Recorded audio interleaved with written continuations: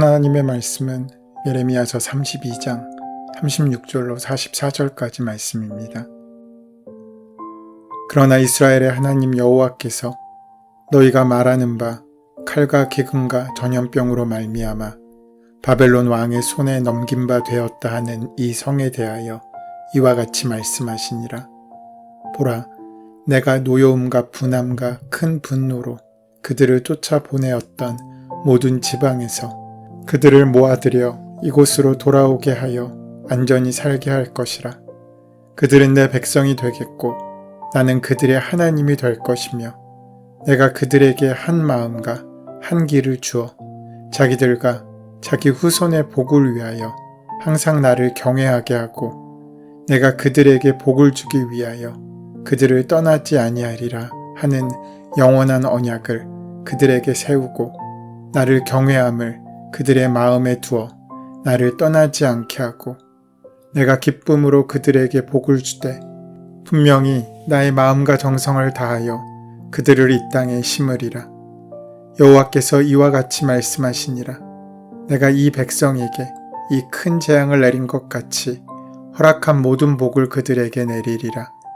너희가 말하기를 황폐하여 사람이나 짐승이 없으며 갈대아인의 손에 넘긴 바 되었다 하는 이 땅에서 사람들이 밭을 사되 베냐민 땅과 예루살렘 사방과 유다 성읍들과 산지의 성읍들과 저지대의 성읍들과 네겝의 성읍들에 있는 밭을 은으로 사고 증서를 기록하여 봉인하고 증인을 세우리니 이는 내가 그들의 포로로 돌아오게 함이니라.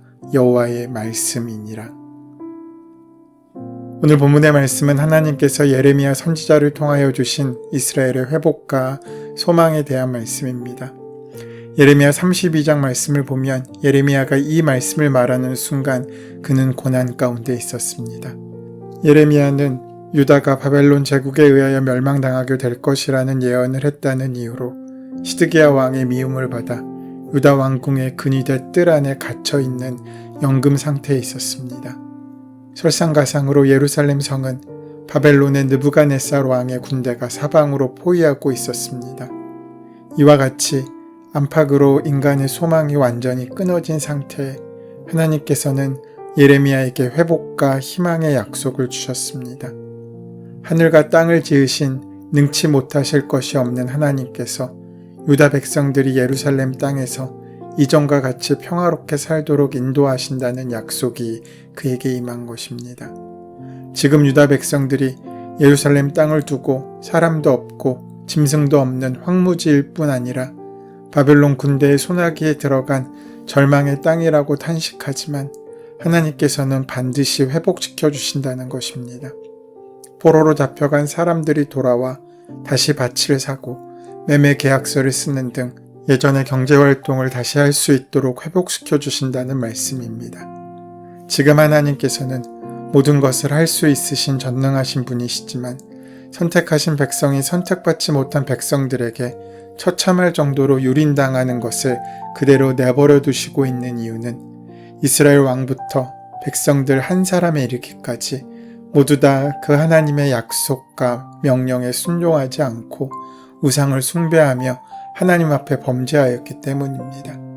그러니까 이 심판의 의미는 그런 그들을 교훈하시고 그들의 방향을 다시 하나님께로 돌이키기 위한 까닭이었습니다. 강도가 손에 칼을 들고 사람을 위협하는 것과 의사가 손에 메스를 들고 사람을 치료하고 수술하는 행위가 결코 같을 수 없습니다. 이런 사실을 알았기에 예레미야는 실망하지 않고 천지를 창조하신 하나님을 찬양하며 애굽의 종살이에서 구원하신 하나님께 영광을 돌리며 젖과 꿀이 흐르는 약속의 땅에 살게 하신 하나님께 먼저 감사의 기도를 드렸습니다. 이처럼 하나님은 신실하신 분이시며 약속하신 일을 반드시 지키시는 분이심을 고백하고 있는 것입니다. 그분이 오늘 예레미야 자신과 함께하고 계심을 믿기에 하나님께서 허락하신 지금의 모든 환경, 지금에게 주어진 모든 상황을 있는 그대로 인정하고 받아들이겠다고 고백할 수 있는 것입니다. 비록 지금 현실이 그가 원하는 상황이 아니라고 할지라도 하나님께서 약속하신 모든 일은 반드시 이루어질 것이라는 사실을 예레미야는 신뢰하고 있었습니다. 바벨론 군대가 예루살렘을 포위하여 나라가 멸망 직전에 놓였을지라도, 억울하게 감옥에 갇혀 옥살이를 하고 있을지라도, 휴지 쪼가리에 불과한 땅 문서를 돈을 주고 사라고 하실지라도, 바벨론에 끌려가 노예 생활을 해야 한다고 말씀하실지라도 그 모든 말씀을 받아들이고 인정할 수 있었던 것입니다. 그는 그 모든 상황과 형편을 인정하고 수용하며 그 자리를 지킵니다. 어떻게 이런 상황을 허락하신 하나님의 말씀에 순종하며 불평하지 않고 주어진 환경을 그대로 수용할 수 있습니까? 만일 우리에게 예레미야가 처한 상황이 주어진다면 우리는 어떻게 행동하겠습니까? 아마 우리 중 대부분은 하나님을 원망할 것입니다. 우리는 하나님이 살아계신다면 어떻게 이런 일이 나에게 혹은 우리 가족에게 이 나라에 일어날 수 있느냐며 하나님을 원망하고 하나님의 존재를 부인할 수도 있습니다. 그러나 예레미야는 그렇게 하지 않았습니다.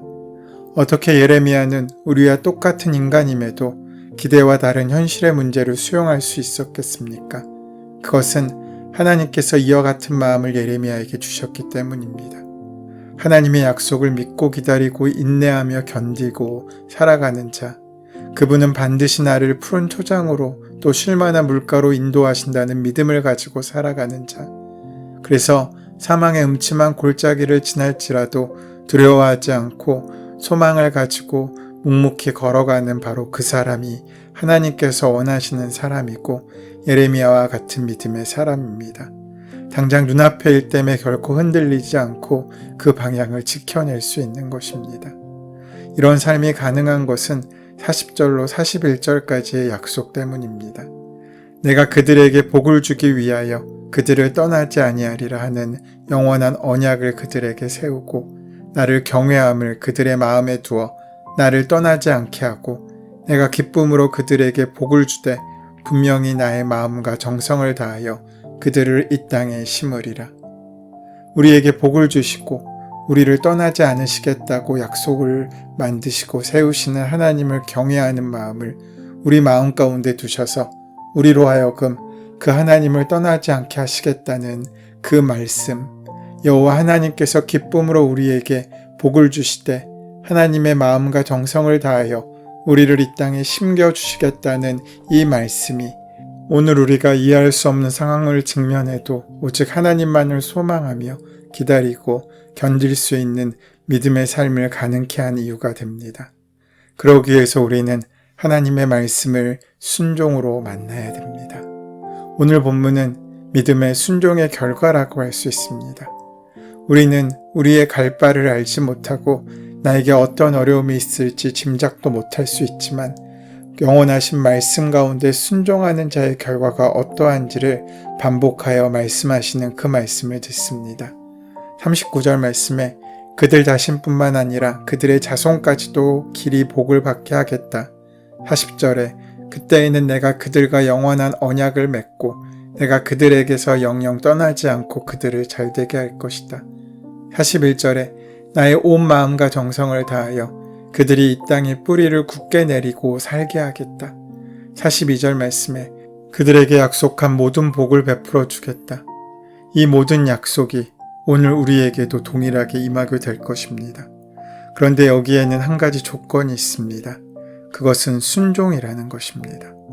하나님의 약속은 조건이 아닙니다. 결과일 뿐입니다. 열심히 살면 복이 올 거다라는 말과 열심히 살았더니 복이 오더라라는 말은 근본적으로 차이가 있는 말입니다. 조건이 있는 열심은 초점이 복입니다. 그것도 자신이 원하는 복입니다. 그래서 열심의 결과를 자신이 찾고 자신이 바라는 것을 이루고자 합니다. 그래서 자신이 원하는 것이 주어지지 않는다면 언제든지 그 열심을 버립니다. 그런데 열심을 삶의 초점으로 두는 사람에게는 복은 보너스처럼 또 덤처럼 임합니다. 그는 자신이 찾는 복이 아니라 주시는 복을 감사하며 삽니다. 내가 원하는 복이 아니라 주시는 모든 것이 복이 되는 삶을 살게 되는 것입니다. 순종이 그렇습니다. 순종에는 조건이 있어서는 안 됩니다. 조건이 있는 것은 순종이 될 수 없습니다. 그것은 순종이 아니라 순종을 빌미로 만드는 거래일 뿐입니다. 순종은 삶의 결단입니다. 나의 결과를 하나님께 온전히 맡기는 믿음입니다. 하나님을 찬양하는 찬양하다의 히브리 단어는 야다라는 말입니다. 그 말의 원래 의미는 손을 든다는 뜻입니다. 그래서 시편을 보면 손을 들고 찬양한다는 표현이 많이 나옵니다. 그런데 이 야다라는 말의 본래에는 항복의 의미가 담겨져 있습니다. 하나님 앞에 두 손을 들고 내가 항복하는 것입니다. 항복이란 나의 뜻을 내려놓고 상대방에게 모든 권리를 이양하는 것을 의미합니다. 나를 죽이든 살리든 그 권리가 내가 아닌 당신에게 있습니다 라는 의미입니다. 여기에는 어떤 조건이 있을 수 없습니다.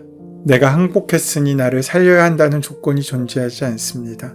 나를 어떻게 하든지 상관없음을 의미하는 것이 항복입니다. 바로 순종이 그러합니다. 순종은 하나님께 항복하는 것입니다. 주님께 모든 권리를 드리는 것입니다. 그 결과가 어떠해도 괜찮다는 의미입니다. 그것까지 받아들이는 것, 그것이 순종입니다. 오늘 본문은 그 순종의 사람에게 주시는 하나님의 복이 무엇인지를 가르쳐주고 있으신 것입니다. 사랑하는 여러분, 그저 복을 바라지 마시고 순종하십시오. 그러면 복이 따라옵니다. 결과를 위해 순종하는 것이 아니라 순종하니까 그 결과가 따라오는 삶을 살 수 있어야 합니다.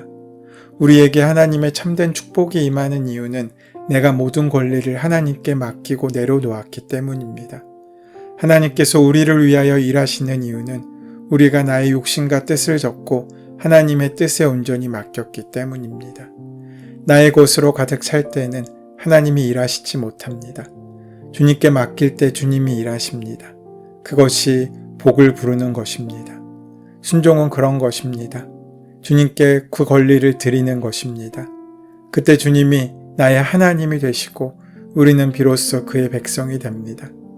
그렇게 순종의 삶을 살아갈 때 우리에게는 삶의 전환점이 생깁니다.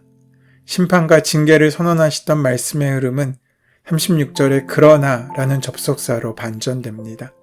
하나님은 당신의 백성을 다시 모아 인도하여 안전하게 살도록 하실 것입니다.